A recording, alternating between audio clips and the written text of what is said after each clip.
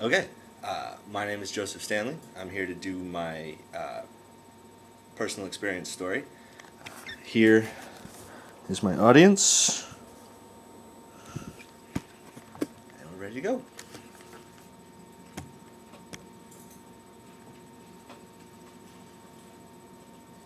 All right, so I'm sure all of you have had a life-changing experience sometime in your life, and the story I'm about to tell you right now is the story of my first life-changing experience. I was 16 years old. I had just gotten my driver's license, and I had a bunch of friends over on the weekend, and we were all playing Magic the Gathering and watching. We were watching Final Destination as well. So we're all sitting around playing Magic. We get bored. Someone says we should go to a beach. I thought that was a fine idea, but there were 6 of us, and no one had a car there that could transport all 6 of us. So I volunteered to commandeer my mom's car. She had a 1999 Toyota 4Runner. So we all pile in, we all put on our seatbelts, but there's one extra person. So he has to go in the way back. We pile everybody in, and we all go to the beach. We sit there for a little bit, looking up at the stars, telling jokes, having a good laugh. Then we all decide to go home. On the way home, there's this road on the outskirts of the island. It's through the woods, more like a driveway, really, for some random houses. But it's really bumpy. It's bumpy all over the place. Got roots and big rocks and little jumps you can go over. So we thought on the way home, why not go down that driveway and have a little bit of fun while we were going down. I didn't think too much of it. I've been down the driveway before. Wasn't any big deal. So we're going down. We're having a great time bumping through the woods, 4-bying. We get out to the end of the road, and it becomes flat and S-curve. It's no big deal. I've been down the road many times. But this time, I was going a little bit too fast. I was a little overexcited after the big 4-bying experience, and I was going too fast down the road. Turned a corner, turned a little bit too sharp, got into a fishtail, overcorrected a bunch of times, and ended up falling into a ditch. The car itself was going down, fishtailing, comes into the ditch sideways. The ditch is really deep, so our car begins to tip on its side. And when it does, we get into a roll, and we're still going roughly 30 miles an hour when we're getting into this ditch. So what we do is we hit, and we spin a little bit, and the back end of the car, while it's upside down, hits a tree and sends us into a spin. While we're spinning, we're still going down the ditch. We're rolling over, we roll through 2 fences and land upside down in a horse field. Everything's dead silent. The radio went dead, the car went dead, everything's dead. It's the middle of the night. No one says a word. My mind is racing. Everyone had their seatbelts on, so we're all hanging upside down in this upside down car. And suddenly my mind clicks. Okay, Joe, you gotta make sure everything's okay. You gotta make sure everybody's okay. So I did a roll call. Had 5 friends, remember? Called out Alex.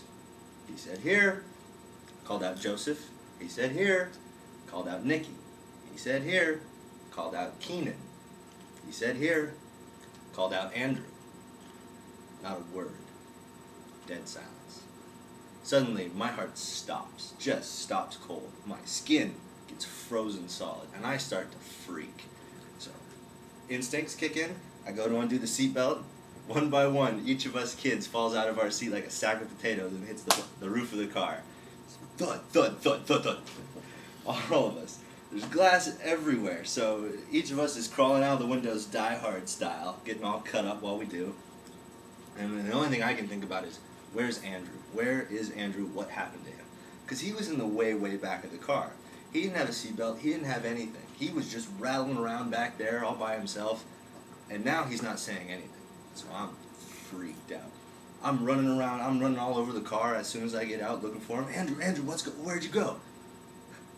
All of a sudden, there's a little peep of a noise, like 40 or 50 feet out in the horse field. I was like, what was that? So I run over to check, and it's Andrew lying on his back, looking up at the sky. And right when I run over there, he sits up. Andrew, holy crap, man, are you okay? Ah, you guys haven't seen my hat, have you? That was the first thing he said. He always wore this fisherman hat, this grimy, greasy old piece of junk, and that's the first thing he asked. I reached down and I gave him the biggest hug, but I told him what a jerk he was for saying that.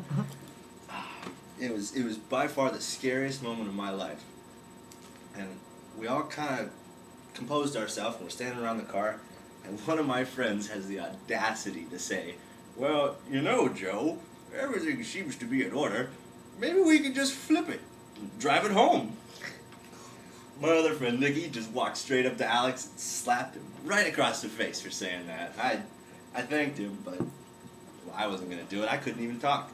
So we end up walking down the road a couple miles to my buddy's house, knocked on the door, woke up his parents, told them what happened, got him to drive me home, and if the accident wasn't scary enough, talking to my mom about it was, because here's the kicker. It was her car, and she was only able to afford her car from the inheritance money she got from her father when he passed away. So this car is like a big piece of memorabilia. And she said the old motherly thing, oh, I'm glad you're okay, but deep down she was ready to really let me have it.